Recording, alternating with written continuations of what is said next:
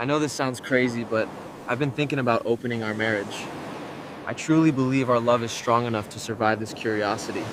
I used to believe opening our marriage would make us stronger. I convinced myself it was modern, honest, that our love was flexible enough to handle anything. That idea still wakes me up at night because I was so incredibly wrong. I remember bringing it up one evening. We were in bed after one of those perfect nights where you feel safe enough to say reckless things. I framed it as a journey of growth, a mature exploration, something advanced couples do. I told myself it was brave. The truth is, it was selfish. He didn't get angry, which should have been my first warning sign. Instead, he became very still. He asked me calm, careful questions, and then he laid out his boundary with absolute clarity. No sharing, no experimenting, and no second chances. I nodded, pretending to agree, pretending I understood. But in my head, I was already arguing with him. I was already collecting reasons why my curiosity was right and his caution was wrong. I didn't cheat right away. That was the little lie I told myself to feel like a good person. What I did was flirt. I'd let conversations linger a little too long.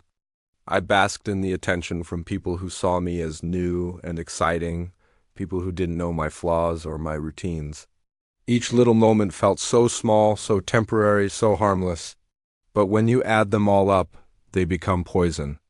I kept telling myself I deserved to experience more, that he'd had his time before we met, and it was unfair for me to settle down so young.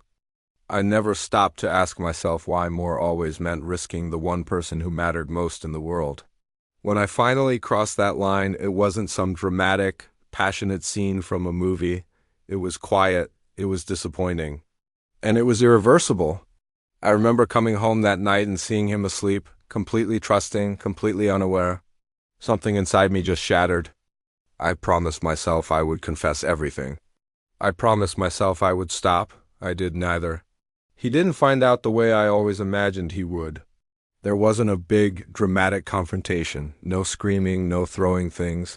One day he was just distant, calm, but far away. The next day he was gone. I walked into our home and his clothes were gone from the closet. His bank accounts were closed. His phone number was disconnected. The space he left behind felt surgical. It was like he had removed himself with precision, not anger. And that's when the panic finally hit me. I started calling everyone we knew. I begged. I tried to explain what happened, minimizing my actions, making it sound like a small mistake. I cried until I couldn't breathe, but none of it mattered. He had meant every single word he said about his boundaries, and I had mistaken his kindness for weakness, his patience for flexibility. What came next wasn't the freedom I had fantasized about. It was just noise. I went on dates that felt hollow and empty. I got attention that faded as quickly as it came. I had conversations that never even came close to the depth I had so carelessly thrown away. I kept waiting to feel validated, to feel alive and fulfilled like I thought I would. But instead, I just felt exposed and completely replaceable. The worst part wasn't being alone. It was the crushing realization that the exciting, adventurous life I thought I was missing out on. It never even existed. It was a fantasy.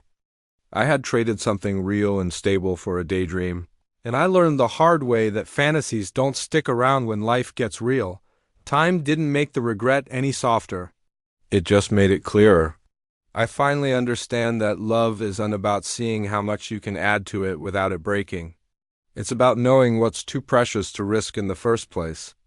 I had something so rare, something patient and solid, and I looked at it and saw a limitation instead of a gift. If I could go back and talk to the person I was then, I wouldn't lecture her. I wouldn't shame her. I would just tell her one thing. Curiosity without respect doesn't discover anything. It only destroys. I didn't lose my marriage the moment I decided to open it. I lost it the moment I stopped protecting what I already had. Thanks for listening.